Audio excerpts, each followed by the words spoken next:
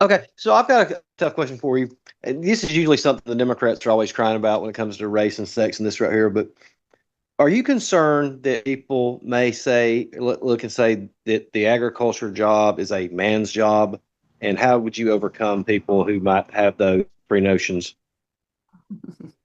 I asked somebody the other day, I said, what do you consider my number one obstacle I have to overcome? And they didn't even miss a beat. They said, you're a girl.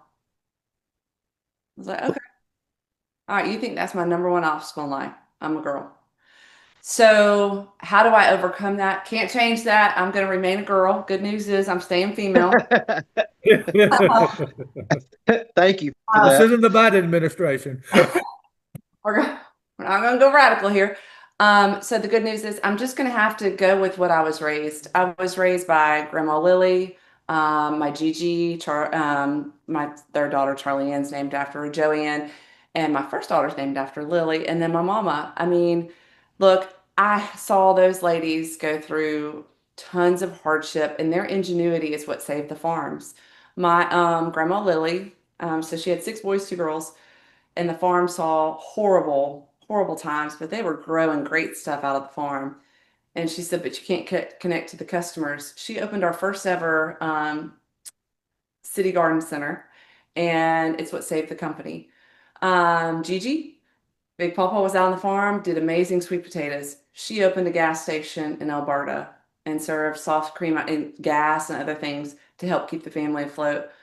My mom lived in a single wide with my dad. They had my older sister Angela, and Frederick came in and a tornado took them out.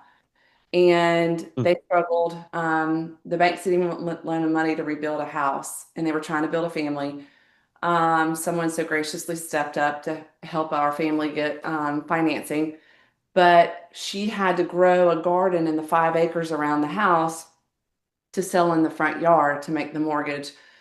I think although this will be considered my largest obstacle is the fact I'm a girl, I think it gives me a perspective to look at this with a different set of eyes and address problems in a different way. So rest assured, we've had a lot of time with the man at the wheel.